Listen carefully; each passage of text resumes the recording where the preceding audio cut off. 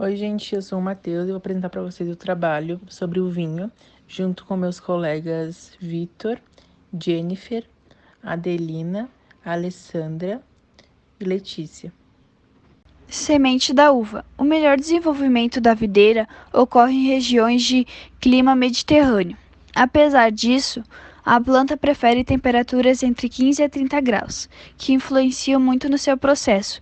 A videira só não tolera solos encharcados ou muito secos, sem irrigação, e solos muito sálinos, com alto teor de sódio.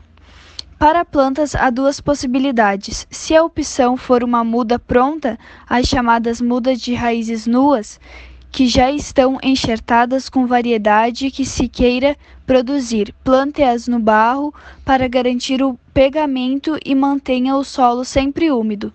O tratamento do barreiral pode ser feito no período de dormência da planta, final do inverno ou início da primavera. Para identificar esse período, a vieira deve estar quase sem folhas. Deve-se contar 12 gemas a partir do esterto e podar em forma de bisil. Uma tesoura poda enfiada esterilizada em fogo brando. O plantio da uva. O seu cultivo é considerado uma das atividades mais antigas entre os homens, devido aos seus deliciosos frutos para a produção de vinho. Após a escolha da muda e antes de fazer o plantio, a planta deve ser irrigada em vasos com água. Após, a muda é plantada para se misturar com os fertilizantes. Após 20 dias, é escolhido um broto terminal para continuar a se desenvolver, de preferência o mais vigoroso, e é eliminado o excesso de galhos e folhas laterais. As irrigações são de acordo com as condições do solo. No primeiro ano, é recomendado regar 2 vezes por semana, atendendo para não causar déficit ou excesso de água. Mão de obra da uva. Teve muita redução de mão de obra na agricultura, principalmente especializada. Tem feito com que proprietários rurais recorram a formas alternativas para manter o ritmo de trabalho. Na colheita de uva e outras frutas na região da Serra, agricultores contam com ajuda nos fins de semana de parentes que moram na cidade e guardam a fruta colhida em câmaras frias para a posterior distribuição.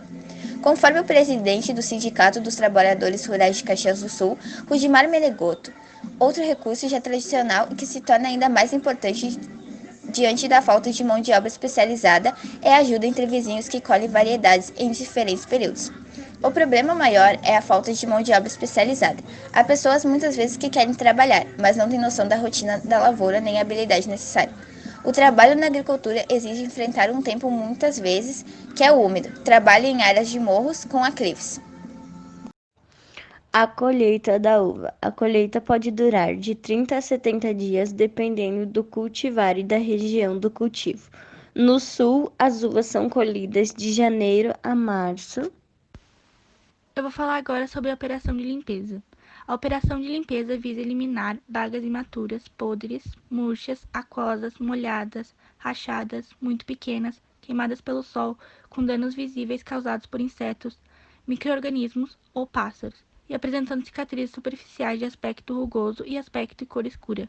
Além disso, nessa ocasião também são cortados os pendicelos das bagas que se soltaram, eliminando-se aqueles que estiverem compridas.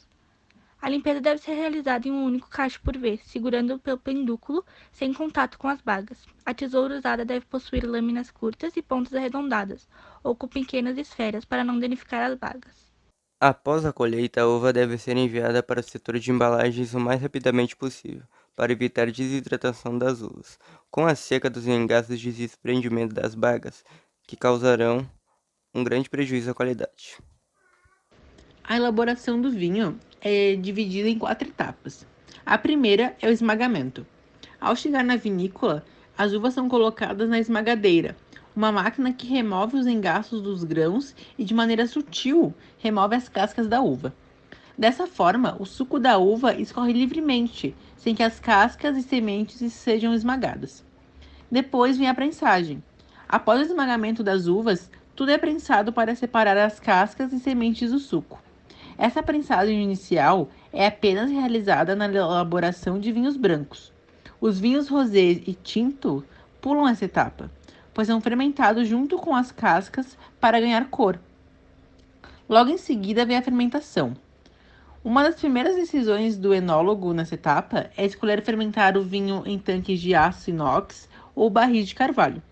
Os tanques de aço preservam o frescor das uvas, dando ao vinho um maior sabor de frutas. A fermentação em madeira prepara o vinho para o final do processo, amadurecer em barris, tornando-os mais macios ao paladar. Outra coisa importante durante a fermentação é o tempo em que o vinho permanece em contato com as cascas. As cascas são responsáveis por adicionar cor aos vinhos tintos e rosés. A etapa final é o repouso.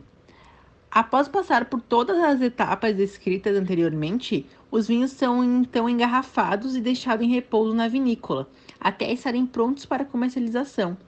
Este repouso é benefício para todos os vinhos, para que eles se estabilizem e se recuperem de uma possível doença de garrafa, causada por agitação e exposição da bebida ao oxigênio durante o engarrafamento.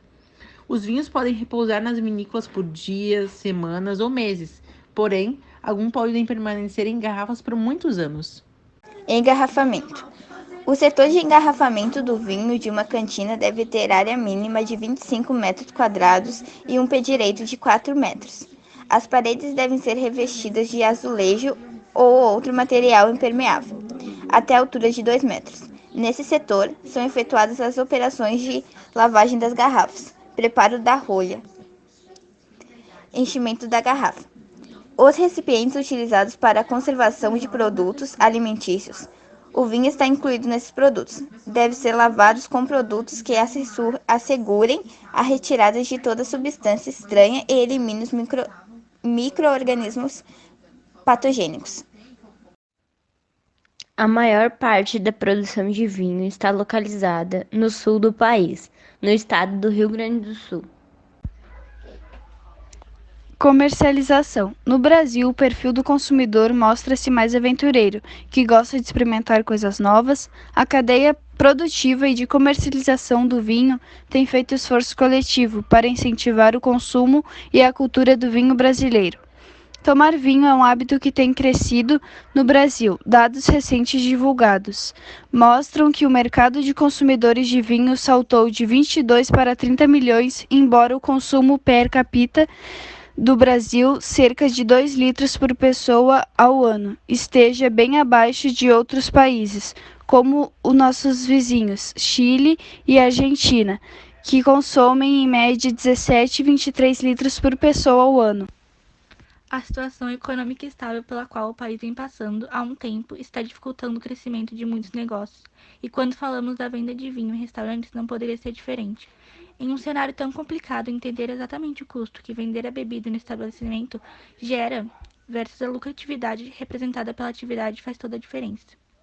Afinal, encontrar um equilíbrio entre baratear a compra de vinho e ainda assim manter a qualidade na carta oferecida é fundamental para não perder os clientes e nem comprometer os níveis de satisfação. O processo de venda ou compra de vinho funciona da seguinte forma. Quando acontece esse processo, o comprador faz o pagamento através de algum site, que mantém os valores recebidos do comprador bloqueados até que concretize a operação e a operadora dos cartões realizados, o reembolso da mesma, enfim. A entrega dos vinhos ao comprador é exclusiva e responsabilidade do vendedor, permitindo que o vendedor anuncie seus vinhos com o valor da postagem já incluso nos preços, ou permite o cálculo que o tal comprador queira.